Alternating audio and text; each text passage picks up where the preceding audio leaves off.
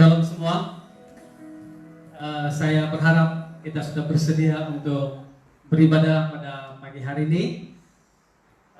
Saya secara pribadi sangat merindui kita bersama, merindui ibadah kita setiap hari Minggu, dan merindui pelayanan kita bersama-sama di gereja. Tapi dimanapun Anda pada waktu ini, saya berdoa dan saya berharap supaya Anda dalam keadaan yang baik dan dalam keadaan bersedia untuk beribadah kepada Tuhan. Karena ibadah kita, baktian kita tidak akan berhenti walaupun bukan di gereja. Amin. So mari kita mulakan ibadah kita pada hari ini. Ambil tempat ataupun posisi yang terbaik untuk Anda. Mungkin lain yang paling baik untuk Anda adalah di ruang tamu, dan saya minta supaya Anda mengambil tempat yang terbaik di ruang tamu. Tapi kalau itu ada di bilik ataupun di mana-mana ruangan yang sesuai untuk Anda, entah di kaki 5, Anda boleh juga berada di sana. Pastikan kita dapat beribadah bersama-sama. Haleluya.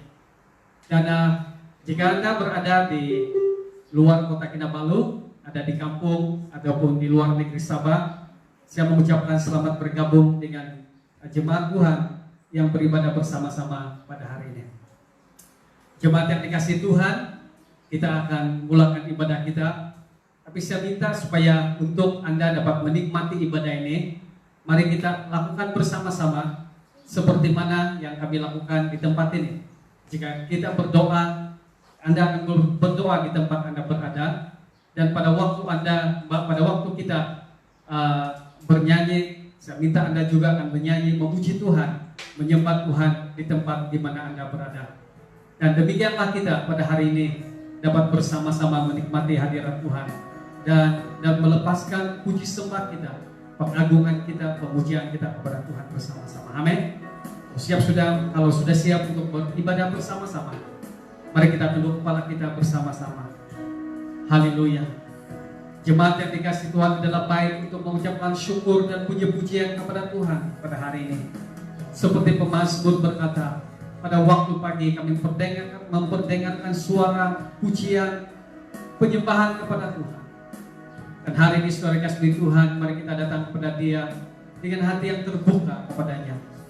Mari kita berdoa, mari kita naikkan syukur kita untuk apa yang Tuhan sudah lakukan dalam hidup kita selama ini. Oh haleluya, Bapa di surga, terima kasih. Kami menikmati kebaikan-Mu, kehangatan kasih-Mu.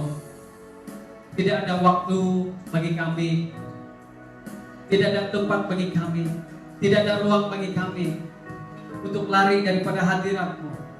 Dan di mana kehadiran-Mu, kalau ada kehadiran-Mu Tuhan, di situ juga kami menikmati kebaikan-Mu, sukacita daripada-Mu. Dan pagi hari ini Tuhan, kami menaikkan pujian sembah kami. Kami menaikkan syukur kami kepada-Mu Tuhan. Engkau hadir di tengah-tengah kami.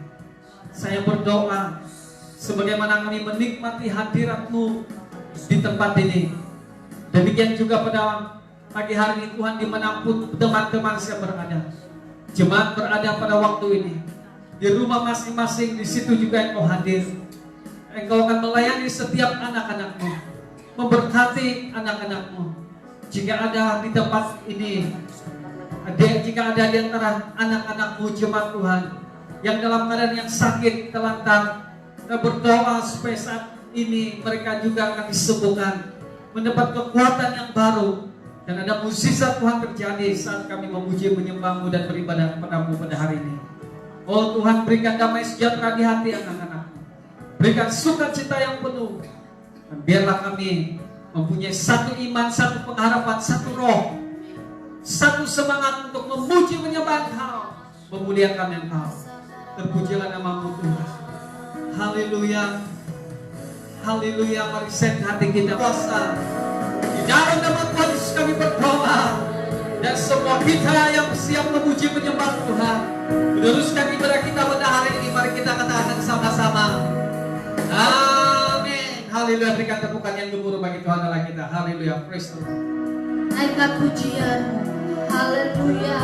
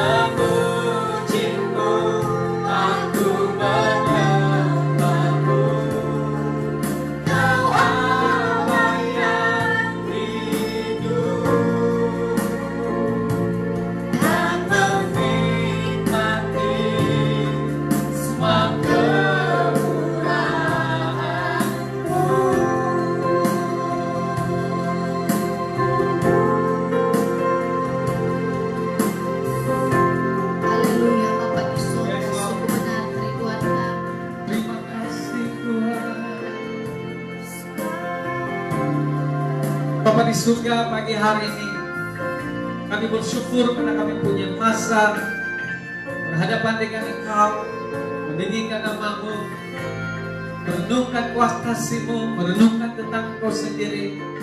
Bahwa Engkau adalah Tuhan kami, Engkau adalah Raja kami. Dan tidak ada satu tempat yang akan membolehkan, yang dapat memenuhi seluruh hidup kami, memenuhi jiwa kami selain berada dalam hadirat-Mu. Dan saat kami memuji Engkau, saat kami duduk di kaki-Mu, Tuhan, Engkau sendiri memenuhi hati dan jiwa kami. Terima kasih Tuhan, pagi hari ini kami dapat beribadah bersama-sama dalam situasi yang sederhana, dalam cara yang sederhana, sejauh yang kami tahu untuk beribadah kepada-Mu pada hari ini. Kami naikkan pujian kami naikkan sembah kami, pengagungan kami, syukur kami kepada-Mu. Dan Bapa di surga, terima kasih. Dan pagi hari ini kami juga dapat kesempatan untuk mendengar, membaca daripada firman-Mu. Dan hamba berdoa saat firman-Mu disampaikan, biar firman-Mu disampaikan dalam kedalaman hati kami. Kami mau supaya jiwa kami dikuatkan, roh kami diteguhkan semula. Tuhan, kami berdoa supaya kami dapat berhadapan dengan dunia ini, dengan keadaan yang berharap dan bersandar kepada Tuhan, karena di situ letaknya kekuatan untuk berhadapan dengan dunia ini. Dengan itu Tuhan, saya berdoa supaya Engkau memberkati pemberitaan firman hari ini. Biarlah firman Tuhan ini sampai kepada setiap hati dan membuat perubahan yang baru. Dan jangan biarkan hamba-Mu salah untuk memperkatakan tentang Engkau sendiri, berkatakan firman-Mu. Tuhan, hamba berserah kepada-Mu pada pagi hari ini.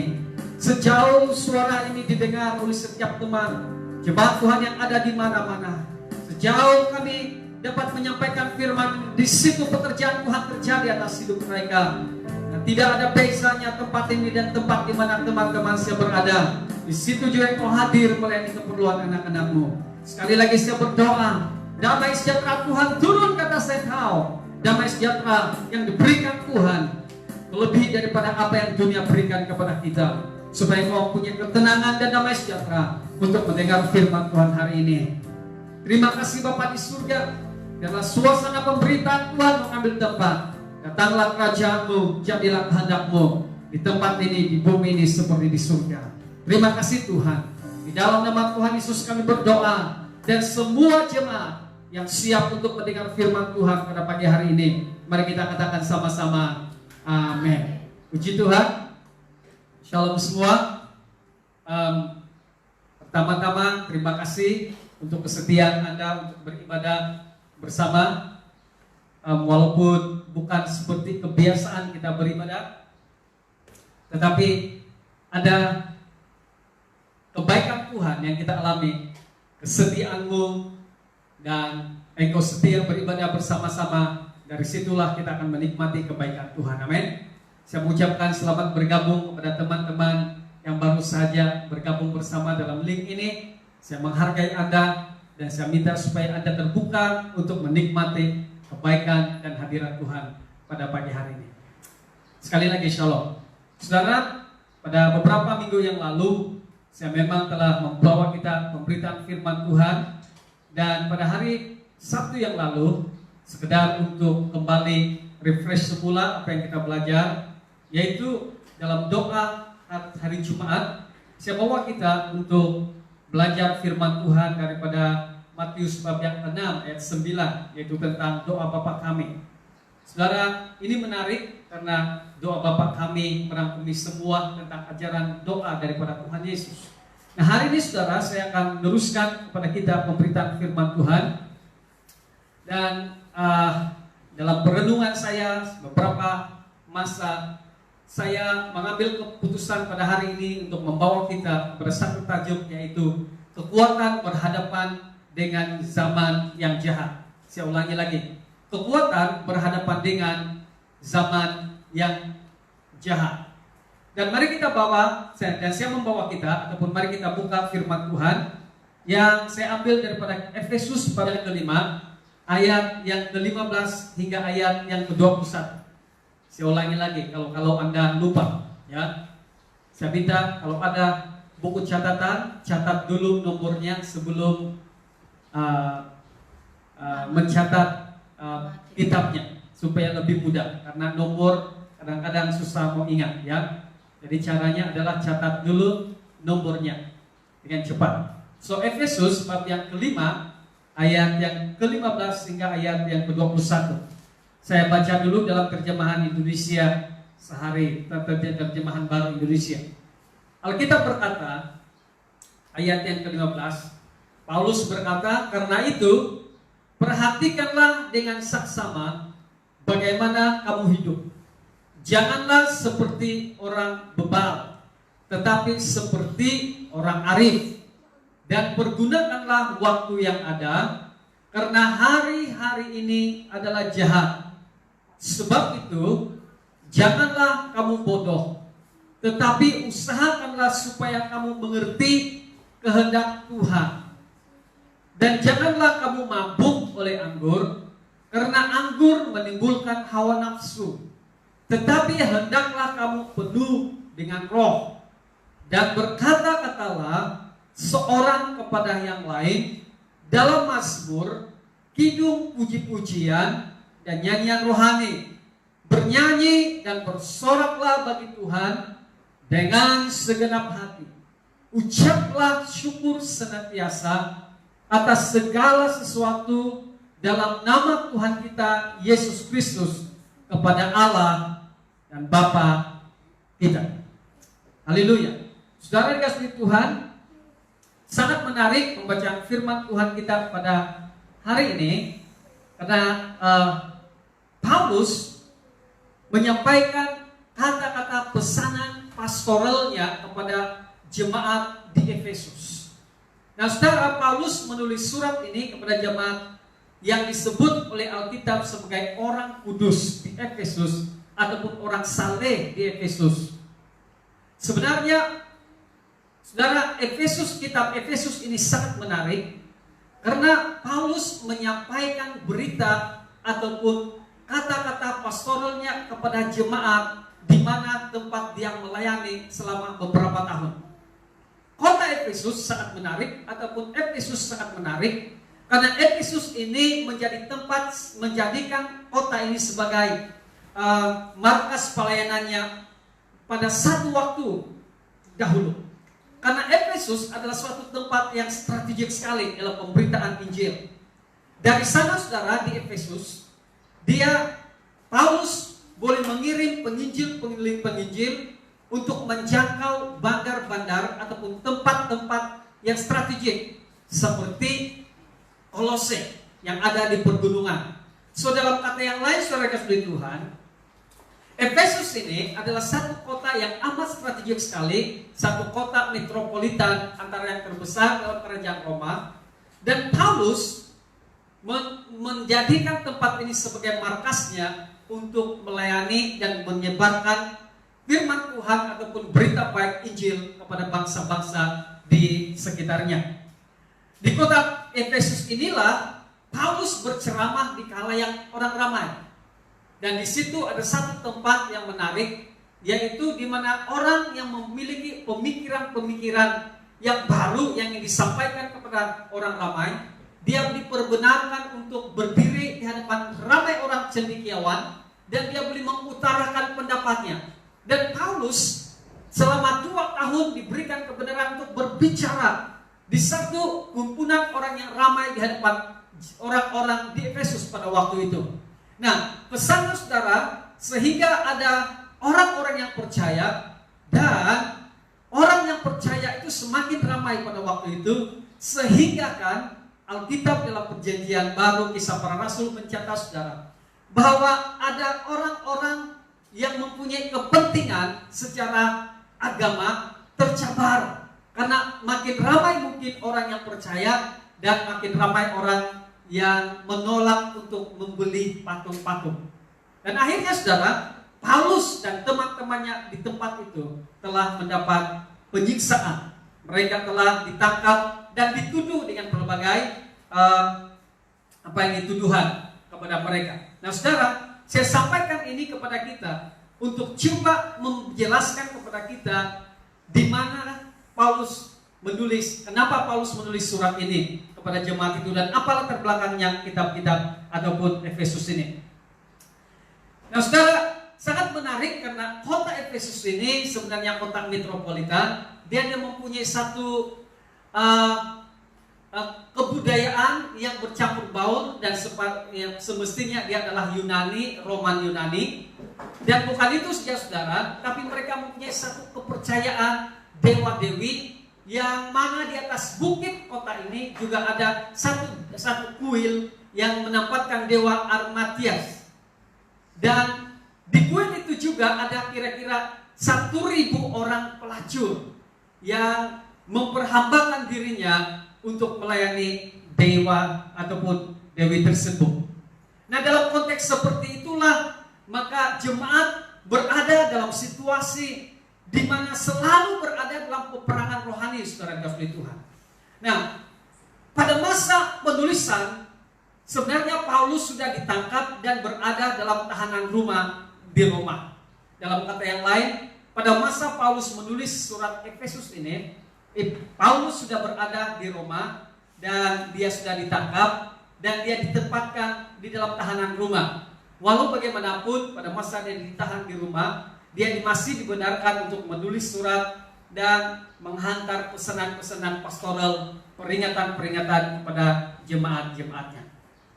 Nah saudara, tujuan utama Paulus untuk menulis surat ini kepada orang Efesus dan juga para pembaca jemaat Tuhan di sekitarnya adalah yang pertama adalah supaya dia mendorong dan meminta supaya jemaat Efesus dan jemaat-jemaat yang lain supaya mempunyai pengetahuan rohani. Ini yang pertama.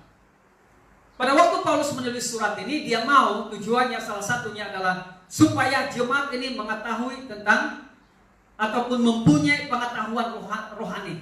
Itu mengenai Allah yang disembah, dan bukan saja mengenai Allah yang disembah, tetapi juga kehidupan bergereja. Paulus mau supaya mereka memahami akan perkara ini.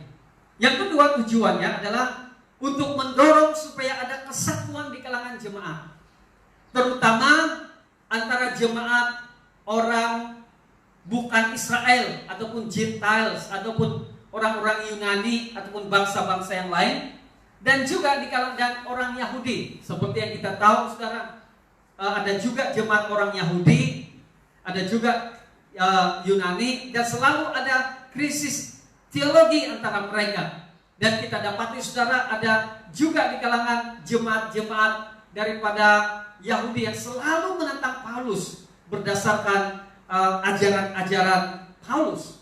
Nah saudara, Paulus mendorong supaya ada kesatuan di kalangan dua kelompok ini. Yang ketiga saudara, dan ini menarik, dan Paulus menulis surat ini untuk mendorong jemaat, yaitu orang-orang kudus ataupun yang dikuduskan, disucikan, orang saleh, supaya bertahan terhadap kekuatan daripada si jahat.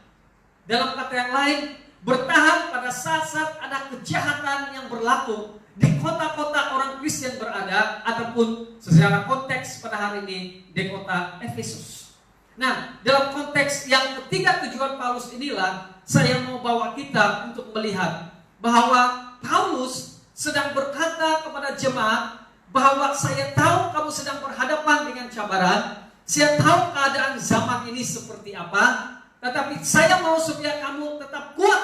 Semua orang-orang kudus yang dikuduskan, disucikan, diasingkan hanya bagi Allah sahaja, supaya tetap bertahan, kuat, dan tetap teguh berhadapan dengan yang jahat dan kekuatan daripada si jahat. Saudara, dalam kata yang lain, keadaan jemaat yang sedang pada waktu itu sedang berhadapan dengan guru-guru yang berbeza pendapat dengan Paulus, dan juga ada ajaran yang berbeza-beza. Jemaat pada waktu itu berada dalam ambang perpecahan. Itulah sebabnya Paulus mau supaya mereka bersatu. Dalam kata yang lain juga saudara, jemaat ini terdedah dengan cara kehidupan di Efesus yang diwarnai dengan perzinahan, percabulan. Karena dewi ataupun dewa-dewi yang dipuja oleh kota itu adalah sangat sinonim dengan dengan perzinahan ataupun maksiat dan lain sebagainya, saudara kasih Tuhan. Pesta pora. Ada kuil Armatias yang ada batu, menurut mereka ada satu batu yang dikirim oleh dewa sang dewi dan ditempatkan di kuil itu, dan ada ratusan atau malah ada ribuan orang pelacur yang melayani di kuil itu. Bayangkan spiritual atmosphere di kota itu, saudara, dikuasai dengan pemikiran yang seperti itu. What you believe is become your lifestyle, is become the culture. So apa mereka percaya pada waktu itu, yaitu apa yang telah kuil ataupun kepahaman tentang kuil pada waktu itu, itulah yang menjadi nature ataupun culture orang di tempat itu. Yang seterusnya, saudara, besar kemungkinan pada masa itu juga kerajaan Roma sudah mulai memperhatikan kekristenan. Dan kalau sampai kepada Kaisar Nero, kita tahu bagaimana penyiksaan sudah lebih berat pada selepas itu. Nah, saudara, secara kerohanian juga jemaat Efesus sedang berhadapan dengan kejahatan, dan kejahatan sedang mempengaruhi jemaat. Dan pada waktu itu juga, saudara, ada satu, secara rohani ada satu pertembungan yang saya sebut sebagai peperangan rohani, pergelutan rohani di antara jemaat orang Kristen, jemaat ataupun orang-orang kudus. Disebut oleh Paulus sebagai orang jemaat itu adalah orang-orang saleh, orang-orang kudus. Di situ ada pergelutan di antara culture, budaya yang lama yang mereka anuti dulu, yaitu berdasarkan ajaran dewa-dewi mereka. Kesimpulannya, saudara kasih Tuhan, dalam ayat yang ke-16b, kalau saya baca untuk kita, keadaan di Efesus pada waktu itu menurut Paulus dalam ayat 16b, dia berkata, dan pergunakan segala peluang dengan sebaiknya, terjemahan Bonyo, karena ini zaman durjana. Dalam Indonesia dikatakan zaman jahat. Kesimpulannya untuk ketiga yang perkara yang dilihat oleh Paulus untuk zaman itu adalah zaman di mana pada masa Paulus menulis surat itu, Paulus dalam pengertian dan pemahamannya, apa yang dia dengar daripada laporan daripada teman-teman, apa yang dia rasakan dan dia dapat alami, dan apa yang dia tahu tentang situasi pada zaman itu, Paulus membuat kesimpulan bahwa dalam 16b dikatakan ini adalah zaman yang jahat ataupun zaman durjana. Saudara, kejahatan yang dikatakan oleh Paulus ini memperlihatkan suatu pergelutan rohani, peperangan rohani yang selalu bertemu di antara kepercayaan lama, hidup yang lama dengan hidup yang baru. Dan pergelutan ini mempengaruhi jemaat untuk mengikuti kehidupan lama, seperti semasa zaman gelap. Sebelum mereka percaya Tuhan Yesus, saudara kasih Tuhan, mereka hidup sama seperti kepercayaan orang-orang di Efesus. Tetapi setelah mereka percaya Tuhan Yesus, mereka dikatakan orang-orang saleh di sebelah sini. Tapi akhirnya Paulus berkata, zaman itu begitu jahat sekali, karena ada satu pertembungan, ada peperangan rohani di antaranya, saudara kasih Tuhan, di mana ada satu daya tarik yang juga mempengaruhi jemaat orang Kristen, orang kudus ini, pengikut Yesus ini, supaya mereka ditarik kepada kehidupan yang lama. Ini yang sedang terjadi, yang dilihat oleh Paulus. Nah, saudara, dalam penilaian Paulus, dunia ini mempunyai zaman-zamannya. Dengar jemaat yang dikasihi Tuhan, pada waktu Paulus berkata bahwa zaman ini adalah zaman yang jahat, pada masa penulisannya, Paulus juga memberikan kepada kita gambaran bahwa manusia ini dapat hidup dalam beberapa zaman. Setiap dunia ini memperuntukkan atau ada memiliki zaman-zamannya tersendiri. Kalau kita melihat, saudara kasih Tuhan, dalam di timur atau di barat, khususnya di Eropa atau tempat-tempat yang mempunyai 4 season. Ada zaman, ada ada musim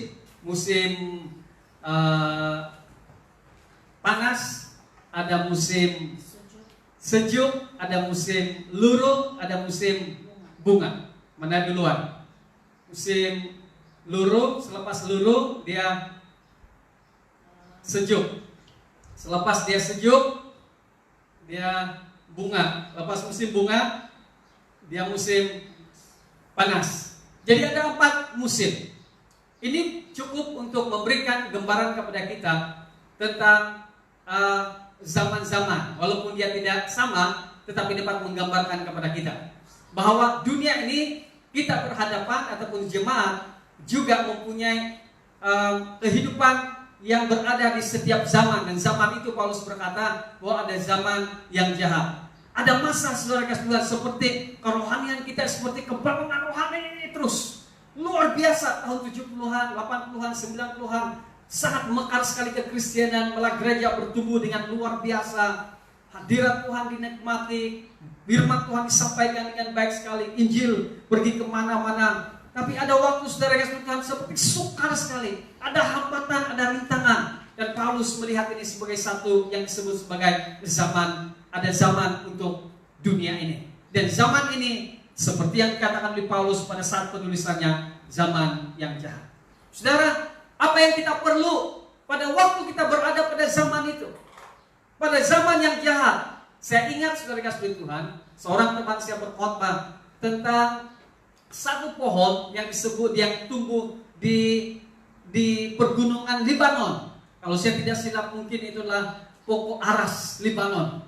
Saudara, pokok aras Libanon diambil sebagai contoh. Dia melalui 4 musim saudara kasih Tuhan. Musim panas, musim sejuk, musim panas, musim luruh, musim sejuk, musim bunga. Setiap musim silih berganti sepanjang tahun saudara kasih Tuhan.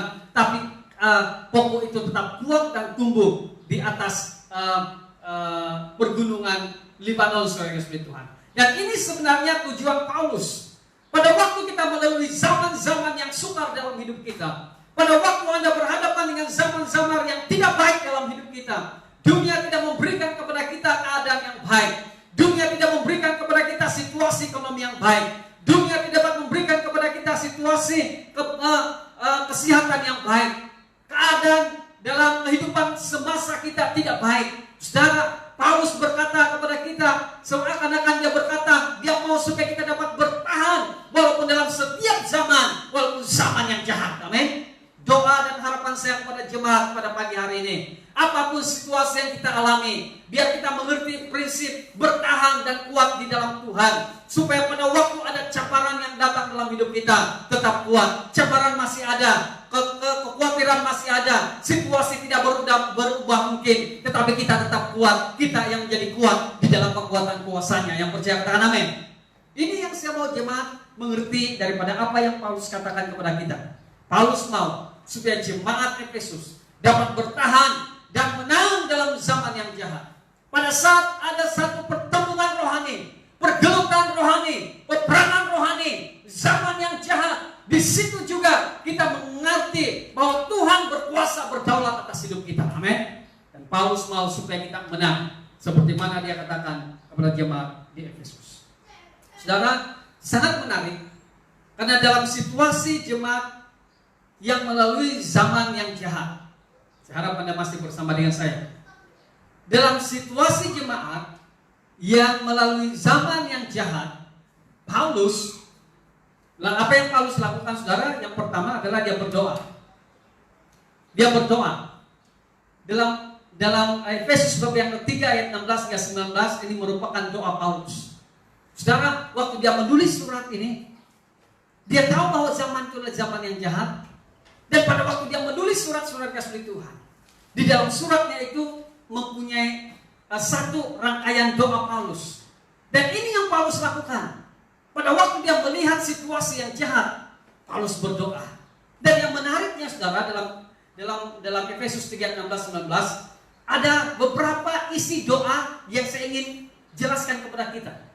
Paulus berdoa kepada orang-orang yang berada dalam zaman yang jahat. Pada Efesus di zaman yang jahat dikatakan begini. Dia berdoa supaya jemaat dikuatkan oleh Roh Kudus.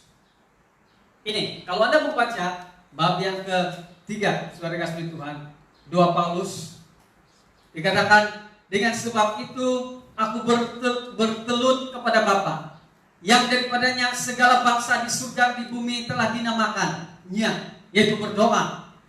Paulus bertelut ataupun bersujud dan berdoa. Aku berdoa, semoga Dia mengaruniakan kepadamu menurut limpah kemuliaannya kekuatan melalui Roh-Nya dalam dirimu. Paulus berdoa supaya Roh Kudus memberikan kekuatan.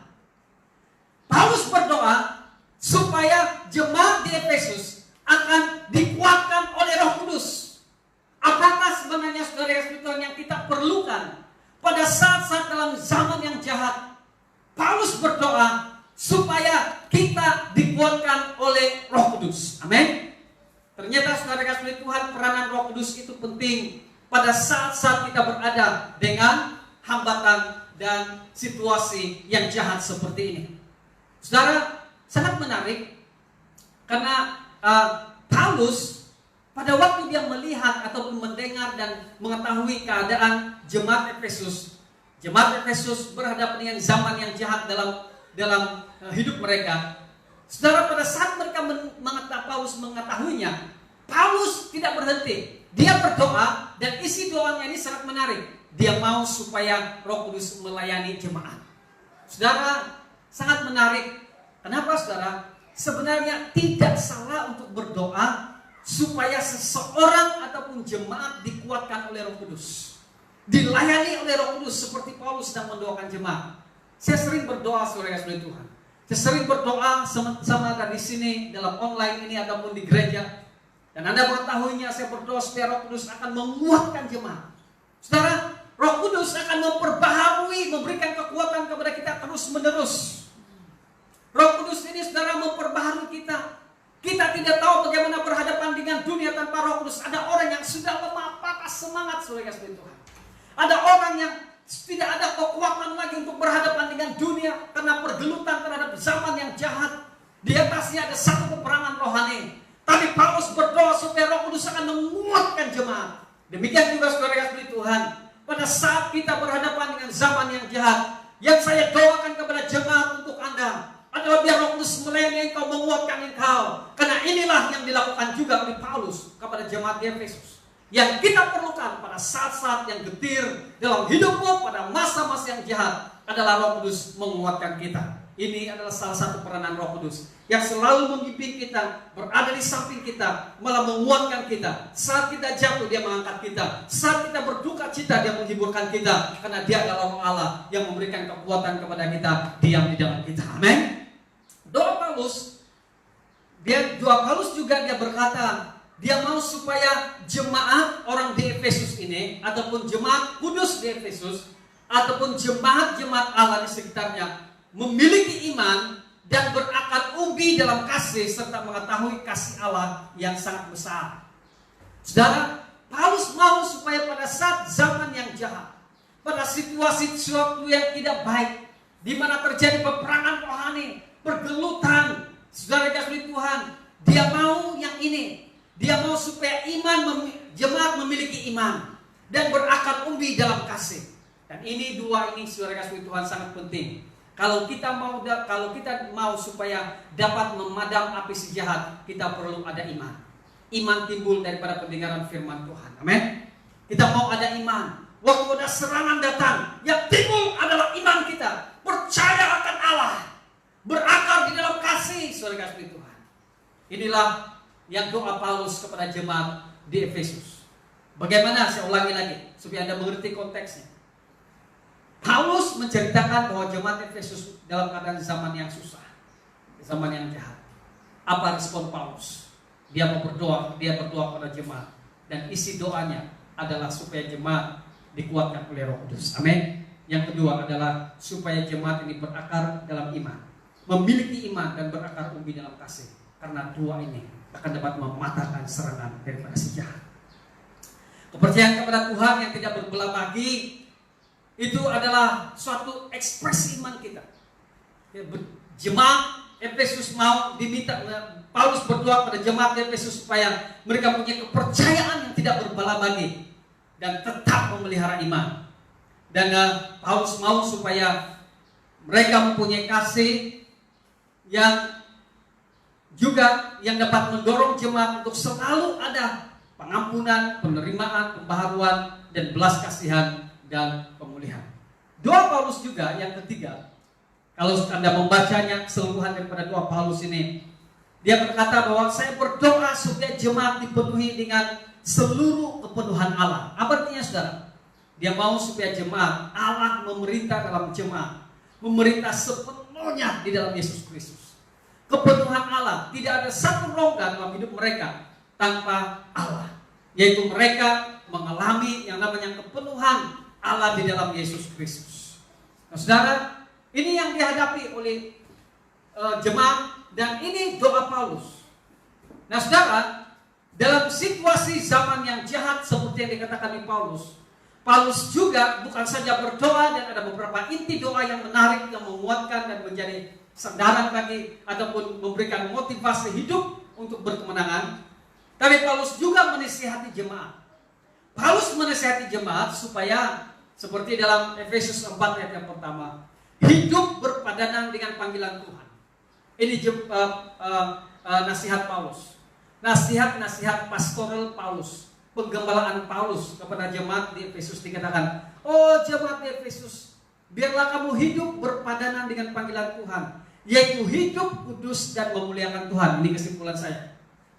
Biarlah kamu hidup bagi Allah saja, seperti mana panggilan Tuhan untuk hidup kita. Seperti yang saya katakan kepada jemaat pada masa yang lepas, ada dua yang tidak akan berubah dalam hidup kita. Yang pertama adalah panggilan Tuhan untuk kita, untuk dari Dia. Kita diciptakan oleh Dia dan hanya untuk Dia saja. Amin. Dan kita ini dipanggil Tuhan di dunia untuk menjadi saksi Kristus. Dalam kata yang lain, kita dipanggil untuk melakukan amanat agung. Pergilah, jadikan semua bangsa muridku, baptislah mereka dalam nama Bapa, Anak, dan Roh Kudus, dan ajarkanlah mereka melakukan apa yang telah kuperintahkan kepadamu, dan juga ketahuilah menyertai kamu sampai kesudahan zaman. Ini adalah perintah Tuhan Yesus. Hidup, biarlah kita hidup berpadanan dengan panggilan Tuhan itu. Pada saat badai datang, zaman yang jahat datang, kita berada dalam satu zaman yang jahat, Paulus tetap berkata menasihati jemaat, hidup berpadanan dengan panggilan Tuhan. Selain daripada itu, saudara yang sulit Tuhan, Paulus juga menasihati jemaat Tuhan. Pada saat dalam krisis, dalam zaman yang sukar, dikatakan, jangan hidup seperti orang yang tidak mengenal Allah. Paulus berkata, ada zaman yang jahat, ada peperangan rohani, ada satu daya tarik, ada satu pergelutan dan pertemuan kejahatan yang ada di zaman ini. Tetapi kata Paulus kepada jemaat di Efesus, jangan hidup seperti orang yang tidak mengenal Allah. Saudara, pada waktu kita dipanggil Tuhan menjadi orang percaya, kita adalah anak-anak Allah. Yang percaya katakan amin. Dan kita mengenal Allah. Dulu kita jauh daripada Tuhan. Kita ini adalah seteru Allah. Setelah kita ditebus, diselamatkan, menjadi orang percaya, kita ini adalah anak-anak Tuhan, dan kita mengenal Allah. Dan Paulus berkata seperti ini, jangan hidup seperti orang yang tidak mengenal Allah, penuh dengan kejahatan, penuh dengan cara hidup yang tidak berkenan di hadapan Tuhan. Saya tidak dapat huraikan kepada kita, karena ada banyak huraiannya daripada teks yang kita baca. Hidup berkenan di hadapan Allah dan tidak berkenan di hadapan Allah. Ingat saudara, konteks Efesus yang dikatakan di Paulus adalah zaman yang jahat, yaitu keadaan dunia yang mencabar iman jemaat pada waktu itu. Cara untuk meruntuhkan kerajaan kejahatan pada zaman yang jahat adalah hidup sebagai orang yang dipanggil untuk menyembah Allah saja, dan hidup sebagai orang-orang yang memuliakan Allah. Saudara, dalam peperangan rohani untuk mengalahkan sistemnya kejahatan dunia, sistem iblis, caranya adalah harus melakukannya secara oposit, saudara-saudara Tuhan. Pada waktu iblis mempromosikan hal seperti ini, pada waktu dia ingin menarik orang kepada dia, apa yang dilakukan? Pada waktu kita berharap dan bersandar kepada Tuhan, terus-menerus berhadap kepada Tuhan, semakin percaya, semakin taat, semakin setia kepada Tuhan, saudara, hidup berpadanan dengan panggilan Tuhan, di situ saudara kasih Tuhan, kerajaan iblis akan diruntuhkan. Karena kita memperlakukan kerajaan iblis, kejahatan-kejahatan dunia. Saudara, saat itu adalah saranan Paulus kepada jemaat. Apalagi saranan Paulus kepada jemaat pada pada saat-saat mereka berhadapan dengan kejahatan, saudara kasih Tuhan. Serangan Paulus yang seterusnya adalah zaman yang jahat seperti ini memerlukan respon yang benar. Saudara, zaman yang jahat seperti itu, Paulus berkata kepada jemaat di Efesus, dan saya simpulkan dalam kata seperti ini. Paulus mau supaya jemaat ini mempunyai respon yang benar pada saat mereka berhadapan dengan zaman yang jahat. Dikatakan oleh Paulus dalam bab ini, saudara kasih Tuhan, Efesus bab yang kelima ini, hiduplah dengan hati-hati. Kalau dalam terjemahan Bonio, hiduplah dengan hati-hati, bukan seperti orang yang tidak arif, tetapi sebagai orang yang bijaksana. Dalam kata yang lain, hiduplah dengan respon yang benar, dengan respon yang positif. Hati-hati, hidup dengan arif, bukan seperti orang yang tidak bijak. Hiduplah bijaksana. Ini kata Paulus, responnya harus benar. Saudara, dan apakah ciri-cirinya? Cara hidup orang yang responnya benar. Saudara, ayat yang ke-17 berkata seperti ini. Dengan demikian, janganlah bodoh, tetapi mengertilah kehendak Tuhan. Pada zaman-zaman yang jahat, Paulus menuntut supaya kita berhati-hati. Paulus menuntut kita supaya kita hidup dengan bijaksana. Ada orang, saudara kasih Tuhan, beriman tapi tidak bijaksana, tidak berhikmat. Ada orang, saudara kasih Tuhan, sangat luar biasa penyataan-penyataannya, tetapi tidak memiliki kebijaksanaan pada saat berhadapan dengan dunia dan kejahatan. So, bagaimana ciri orang yang arif atau bijaksana di sini, saudara? Ayat yang ke-17, yaitu, saudara, jangan jahil, jangan bodoh, tetapi lawannya adalah mengerti kehendak Allah. Ini orang yang bijaksana, orang yang berhati-hati, ini ada di dalam dia, yaitu dia mengerti kehendak Allah. Apa yang kita perlukan pada zaman seperti ini, saudara? Pada zaman yang jahat, zaman yang sukar, yang kita perlukan, saudara, adalah kita mau supaya kita mengerti akan kehendak Allah. Pada setiap zaman ada kehendak Allah. Justru pada saat seperti ini pun kita mau supaya kehendak Allah itu terjadi di muka bumi ini. Yang mengerti katakan amin. Justru pada saat seperti ini pun kita mau menangkap isi hati Tuhan. Kita berdoa dan berkata, Tuhan, apa kehendak-Mu kepada dunia ini? Karena Yesus mengajar dalam doa berkata, berdoalah demikian, datanglah kerajaan-Mu, jadilah kehendak-Mu di bumi seperti di surga. Amin. Ternyata, saudara, tidak ada satu yang lari daripada pengetahuan Allah. Dan pada setiap zaman, termasuk zaman yang sukar seperti yang kita alami pada waktu ini, pasti ada kehendak Tuhan. Dan benarkan kehendak Tuhan terjadi. Yang kita perlu pada saat ini adalah kita mau mengerti apa kehendak Allah, supaya kita boleh memiliki hati yang bijaksana. Amin. Kalau kita mengerti kehendak Allah untuk zaman yang jahat dan susah seperti ini, saya pikir, saudara kasih Tuhan, kita dapat melalui hari ini dengan penuh kebijaksanaan. Amin. Keperluan kita pada zaman seperti ini adalah mengerti kehendak Allah.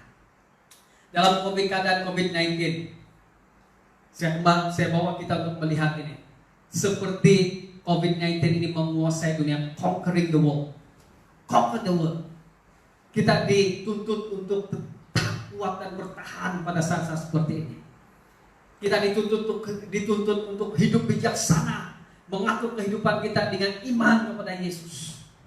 Dan paling penting adalah mari kita temui kehendak Allah pada zaman seperti ini, sehingga kita tidak kecewa, sehingga kita tidak mempersalahkan Tuhan, sehingga kita tidak mempersalahkan Tuhan dalam keadaan-keadaan seperti ini, sehingga kita tidak bersungut-sungut dalam keadaan seperti ini. Sungut-sungutan akan membuat kita tertekan, saudara kasih Tuhan. Dengan mengerti dan mengetahui kehendak Allah, kita akan dapat melihat dengan cara yang lebih positif, dan kita tidak akan goyah, kita tidak akan jatuh dalam stres, dan kita tahu bagaimana harus bertindak balas. Bagaimana hidup orang yang berhati-hati dan bijaksana, saudara, adalah mereka yang mengerti kehendak Allah pada zaman yang jahat seperti ini. Paulus juga berkata, orang-orang yang berhati-hati hidup arif pada zaman yang sukar, zaman yang jahat ini, saudara. Paulus berkata begini, jangan mabuk oleh anggur, karena anggur menimbulkan hawa nafsu ataupun maksiat, membawa maksiat, tetapi penuh dengan Roh Kudus. Orang yang mabuk, kata Paulus, tidak akan penuh dengan Roh Kudus, karena ini saling bertentangan satu dengan yang lain. Ingat, saudara, ini merupakan satu perbandingan. Ingat baik-baik, saudara, ini menuntut pimpinan Roh Kudus dalam hidup kita, kekuatan Roh Kudus dalam hidup kita pada masa kita melalui zaman yang jahat.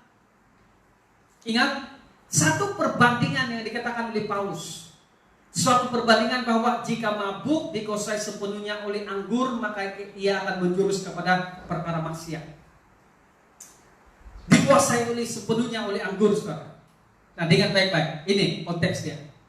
Penduduk kota Efesus mempunyai kehidupan yang seperti itu, sedemikian rupa, yaitu orang-orang yang beribadah kepada dewa-dewi. Hidup mereka itu mabuk-mabukan, dan akhirnya mereka berkata-kata tentang perkara-perkara yang bersifat seks, maksiat, seks bebas.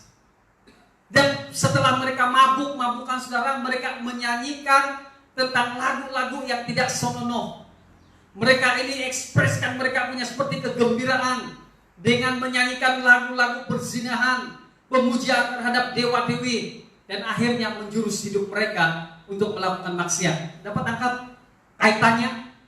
Waktu mereka masih menyembah berhala, saudara, mereka hidup di dalam cara hidup yang seperti itu. Perkataan mereka pada saat mereka mabuk-mabukan, gaya hidup mereka itu akhirnya waktu dikuasai oleh kemabukan oleh anggur, kata dalam konteks ini, mereka akan akhirnya perkataan mereka itu, puji-pujian mereka, lagu-lagu mereka itu menjurus kepada hal-hal yang seperti itu, kepada maksiat, perkataan-perkataan yang memuja dewa, dan perkataan-perkataan yang cabul dan lain sebagainya.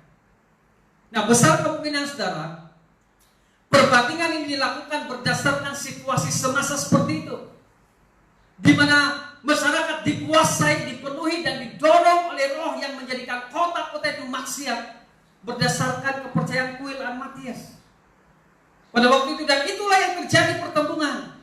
Seperlu Roh Kudus untuk melawan roh yang demikian. Dalam kata yang lain, Paulus berkata begini, hei jemaat Efesus, yang kamu perlukan untuk melawan semua kejahatan yang berlaku pada waktu ini, kamu harus penuh dengan Roh Kudus.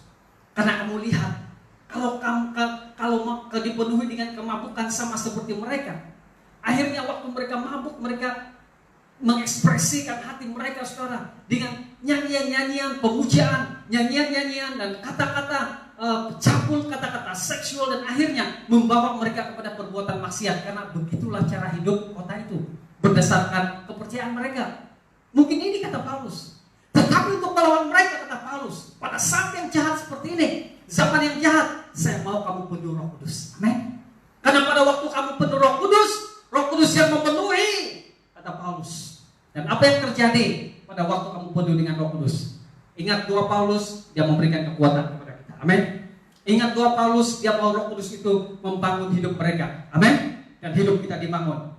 Tapi yang menariknya, pada waktu kita dipenuhi oleh Roh Kudus, kata Paulus, di ayat yang ke-19 sangat menarik. Karena ini adalah perbandingannya, saudara. Ayat 19.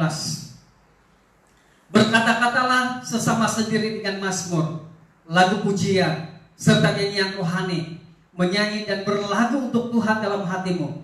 Senantiasalah bersyukur atas segala-galanya kepada Allah Bapa dengan nama Tuhan kita Yesus Kristus. Ini menarik, saudara. Karena ini dua perbandingan. Kalau dia penuh dengan kemabukan, hidupnya pesta pora, nyanyiannya adalah nyanyian tentang percabulan, dan dia menjurus kepada kehidupan yang maksiat, kata Paulus. Tetapi kalau kamu penuh Roh Kudus, kata Paulus, kamu akan bernyanyi, menyanyikan satu dengan yang lain, dengan hymns. kidung pujian. Kamu akan menyanyi nyanyian rohani dalam pertemuan orang saleh. Oh, gaya bahasanya berbeda, saudara kasih Tuhan. Orang-orang yang penuh Roh Kudus, kata Paulus, mereka akan bernyanyi.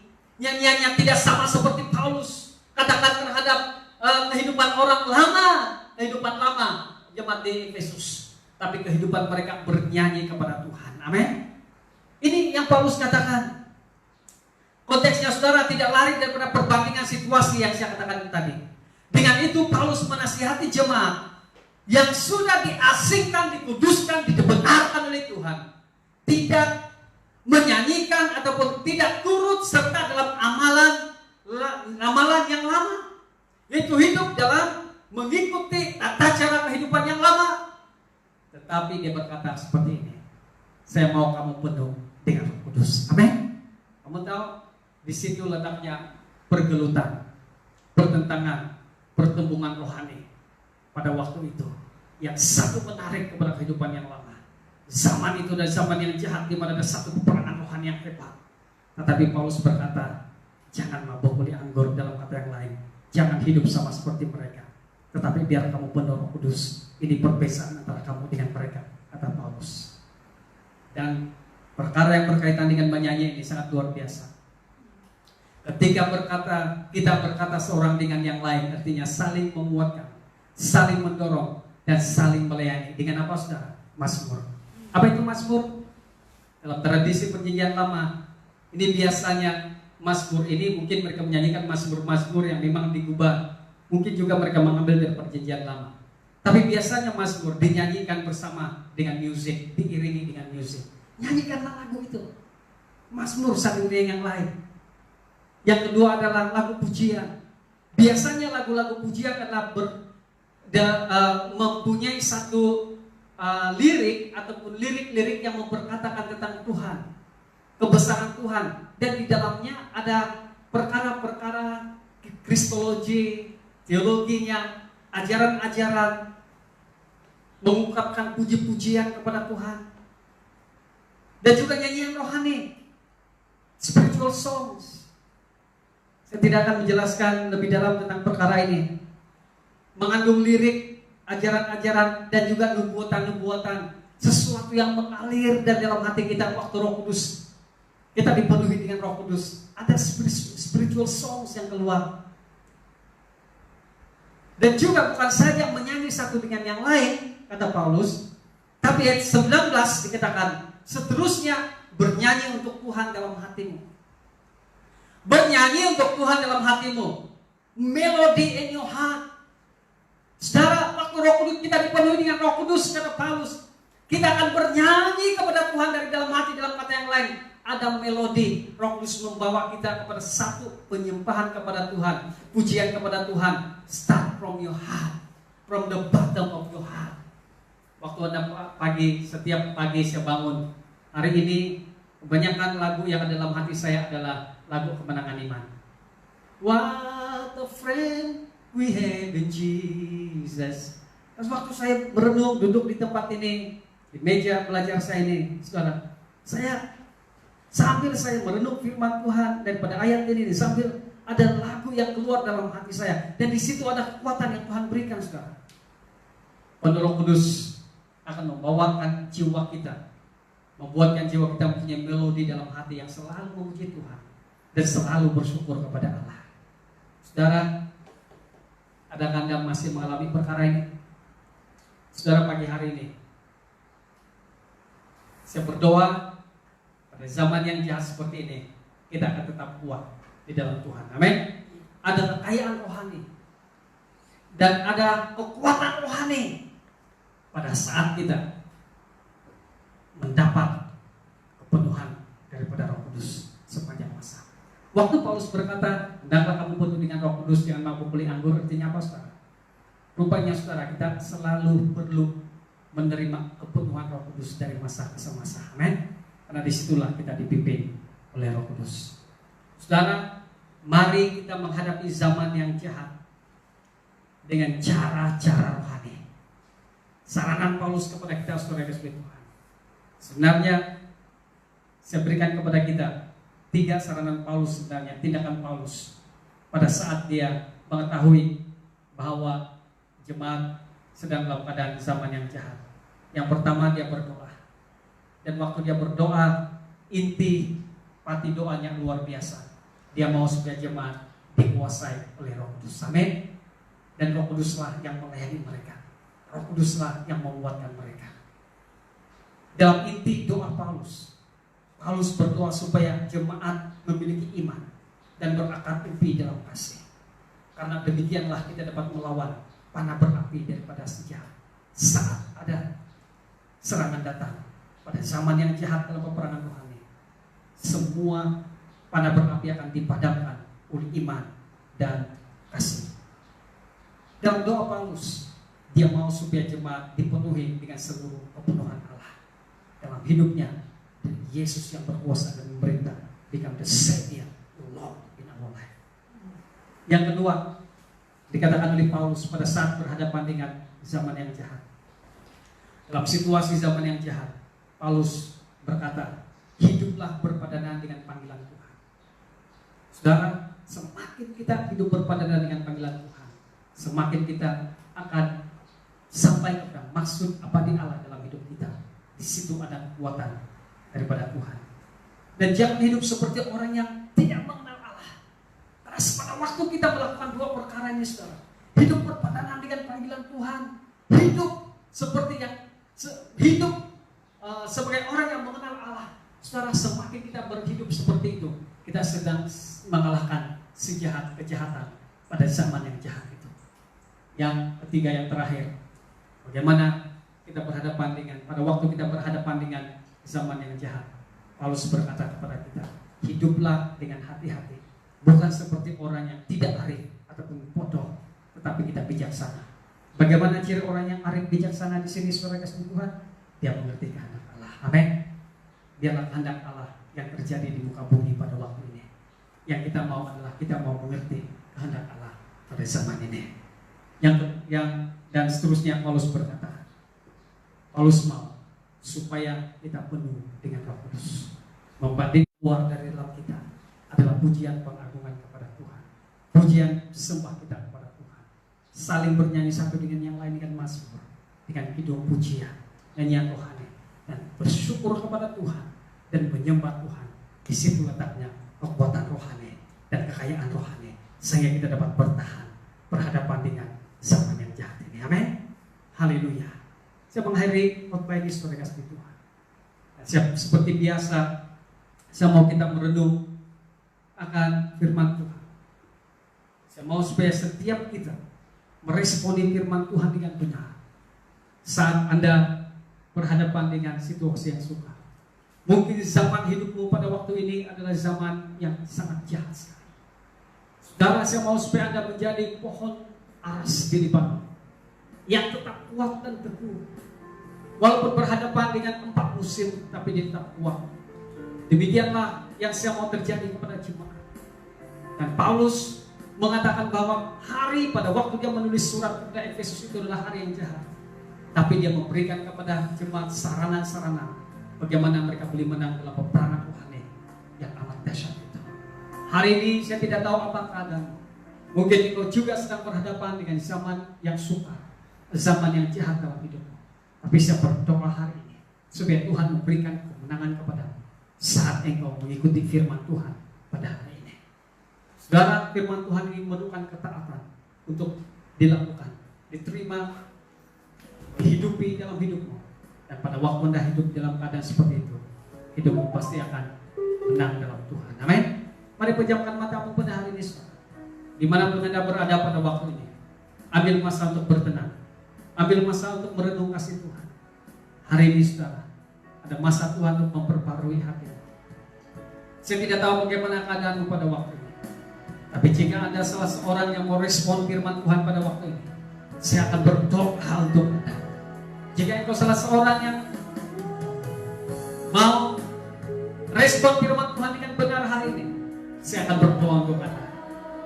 Dengan masa yang saya ada di tempat ini, dimanapun Anda berada pada waktu ini, jika engkau perlukan doa, Karena engkau seperti Paulus mendoakan jemaatnya, demikian juga pada hari ini. Saya berdoa untuk setiap orang yang respon akan firman Tuhan hari ini. Letakkan tanganmu di dadamu sekarang. Dimanapun Anda berada yang perlukan doa. Oh haleluya. Bapa di surga, saya berdoa untuk jemaat Tuhan. Seperti mana Paulus waktu dia menulis surat ini kepada jemaat di Efesus. Dia menulis bersama dengan doanya. Supaya jemaat Tuhan diperbarui, dikuatkan oleh Roh Kudus. Demikian juga saya berdoa supaya ada kekuatan yang baru dalam hati anak-anakmu. Ada pemulihan Tuhan sehingga mereka kuat berhadapan dengan zaman yang jahat, zaman yang sukar dalam kehidupan. Dalam nama Tuhan Yesus, hamba berdoa supaya ada kekuatan yang baru. Oh Tuhan, seperti mana kata Paulus, biarlah jemaat Tuhan akan mempunyai kekuatan untuk mengikuti rencana dan kehendak Tuhan, mengetahui zaman ini waktu yang jahat, tetapi yang lebih penting adalah mengetahui kehendak Allah pada zaman ini. Saudara, ini doa hambamu untuk anak-anak ini. Oh, beri mereka hikmat, hati yang bijaksana berhadapan dengan dunia seperti ini. Oh Tuhan, saya berdoa supaya mereka tidak lari daripada Engkau, biar mereka penuh dengan Roh Kudus sehingga akan timbul puji-pujian. Oh Tuhan, biar hidup mereka berbeza dan ada kekuatan dan semangat yang baru yang daripada Tuhan untuk anak-anak. Terpujilah namamu Tuhan. Oh jemaat yang dikasih Tuhan, saya berdoa supaya ada kekuatan rohani akan memenuhi hati dan jiwamu pada hari ini. Terimalah dalam nama Yesus. Terimalah kekuatan rohani yang dibawa oleh Roh Kudus dalam hatimu. Biar rohmu menyala-nyala. Biar ada kekuatan yang baru yang timbul dari hatimu oleh kuasa Roh Kudus yang bekerja dalam hidup. Terpuji namamu Tuhan. Terima kasih Bapa di surga. Dimanapun Anda berada, terimalah berkat firman Tuhan. Terimalah berkat firman Tuhan yang mengalir dan bekerja dalam hidupmu. Terima kasih Bapa. Di dalam nama Tuhan Yesus. Dalam nama Tuhan Yesus. Dalam nama Tuhan Yesus, kami berdoa dan mengucap syukur semuanya. Haleluya. Terima kasih untuk firman-Mu hari ini. Engkau meneguhkan dan Engkau menguatkan. Dalam nama Tuhan Yesus kami berdoa dan semua orang percaya kepada Tuhan, mari katakan sama-sama. Amin. Puji Tuhan, Tuhan Yesus memberkati Anda. Saya berdoa supaya firman Tuhan ini menjadi kekuatan yang baru untuk Anda sepanjang minggu ini dan sepanjang masa pada hari-hari yang seperti ini. Saudara dikasihi Tuhan, kita akan memberikan uang persembahan dan juga memberi uang persepuluhan kita pada hari ini. Jadi saya beri masa kepada jemaat untuk memberi uang persembahan hari ini dengan cara online, dan nomor account gereja sudah berada di screen. Ini akan dibentangkan di screen untuk kita semua pada hari ini. Dan sila bersedia untuk memberi saudara kasih Tuhan. Saya akan berikan masa kepada kita. Pada masa nomor account gereja dan nama account dan nomor account itu terpampang di screen. Saya mau Anda supaya tulisnya cepat-cepat. Oke? Saya mau supaya Anda menulisnya. Ya. Sudah dipaparkan di screen. Saya minta supaya Anda tulisnya supaya Anda tidak akan salah. Dimanapun Anda berada, saya menghargai Anda yang memberi dengan sukacita. Saya menghargai Anda yang bergabung dengan kami. Semua jemaat Tuhan, saya menghargai Anda yang memberikan uang persembahan dan uang persepuluhan Anda di gereja SIDLCC pada hari ini. Kita memberi, mari kita berdoa sama-sama. Jemaat yang dikasihi Tuhan, Tuhan Yesus sudah memberikan nyawanya, darahnya tercurah di atas kayu salib, mati untuk kita, dikuburkan dan bangkit memberikan kemenangan. Demikianlah besar kasih Allah untuk setiap kita. Karya agung, karya terbesar Tuhan dalam hidup kita. Kita dilepaskan daripada kerajaan gelap menjadi masuk dalam kerajaan terang, di mana Yesus Kristus adalah Tuhan dan Raja pemerintahnya. Dan hari ini kita memberi yang terbaik karena kasih Allah yang luar biasa itu, sehingga kita dapat memberi dengan sukacita. Bapa di surga, kami memberi hari ini. Berdoa Tuhan supaya jemaat yang memberi hari ini akan disedarkan akan kasih, akan kuasa. Dan saya berdoa supaya jemaat Tuhan diberkati. Walaupun situasi ekonomi dunia tidak baik, walaupun keadaan tidak baik, ada penyakit yang sedang berjalan, tapi keberkatan Tuhan, perlindungan Tuhan tetap untuk kami sampai selama-lamanya. Dengan ini kami bersyukur karena kami dapat memberi. Jemaat yang dikasihi Tuhan, sejauh yang kita tahu untuk memberi persembahan persekutuan hari ini, berilah yang terbaik untuk kemuliaan Tuhan. Di dalam nama Tuhan Yesus kami berdoa. Dan semua jemaat yang siap memberi, mari kita katakan sama-sama, amin. Selamat memberi. Tuhan Yesus memberkati Anda semua. Sementara kita sedang berurusan untuk transfer, online transfer hari ini, saya memberikan beberapa pengumuman kepada kita sebagai bahan doa. Yang pertama, saudara, pihak majelis gereja yang diketuai oleh Brother Martin sedang berurusan dengan pihak-pihak tertentu, pemilik kepada bangunan gereja kita, dan juga untuk live home kita. Kita mengerti situasi yang kita alami pada waktu ini. Dengan itu, doakan pengurusan ini supaya menjadi selesai dengan cara yang baik. Kita minta supaya ada pengurangan sewa ataupun sekurang-kurangnya, kalau sebolehnya kita dikecualikan untuk membayar sewa untuk beberapa bulan karena situasi yang seperti ini. Saya tidak mau jemaat salah mentafsir, bukan berarti gereja kita tidak diberkati pada waktu ini. Kita sangat diberkati Tuhan, amin. Kita sangat-sangat diberkati Tuhan dalam keuangan kita. Tapi pengurusan-pengurusan yang perlu untuk gereja kita perlu doakan. Yang kedua, mari bersedia untuk perubahan-perubahan pelayanan kita pada masa depan. Seperti yang saya katakan, besar kemungkinan keadaan tidak akan sama lagi. Mari bersedia untuk banyak adjustment dalam pelayanan kita, dan supaya kita menjalankan kehidupan bergereja kita dengan culture yang baru. Yang ketiga, saudara kasih Tuhan, ibadah kita akan diteruskan pada minggu hadapan, pada hari Rabu dan hari Jumat, dan kebaktian hari Ahad seperti ini. Jika ada perubahan ataupun penambahan live streaming kita, saya akan maklumkan kepada kita dari masa ke semasa. Saya umumkan kepada live parents semua, ibu bapak, Lorina sudah memberikan ayat hafalan mungkin kepada anak-anak Anda, dan saya minta supaya Anda berikan ini sebagai satu latihan kepada mereka. Dan mungkin beberapa masa akan datang, saya minta Anda supaya ambil gambar video anak-anak kita untuk memberikan ambil video pada saat mereka menghafal ayat firman Tuhan itu. Dan ini membuatkan gereja kita hidup alive, oke? Jadi puji Tuhan, saudara kasih Tuhan, ibadah kita berakhir di sini. Dan kita akan selesai di sini pada waktu ini. Jangan lupa yang belum memberi uang persembahan, tulis nomor account dia supaya Anda tidak akan hilang nomor accountnya.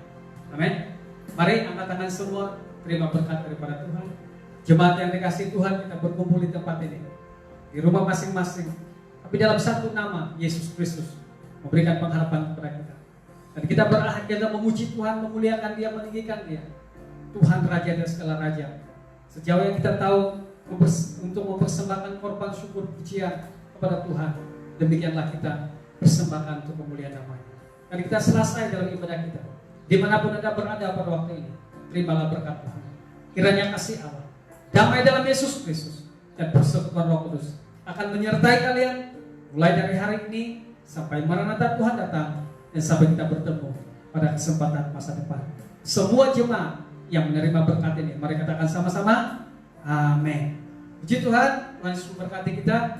Dan ambil gambar di tempat-tempat strategik Anda, dan sila kongsikan di dalam grup kita ataupun di dalam Facebook page kita, supaya kita saling mendorong satu dengan yang lain. Tuhan Yesus memberkati. Sampai jumpa lagi pada kesempatan masa depan. Haleluya.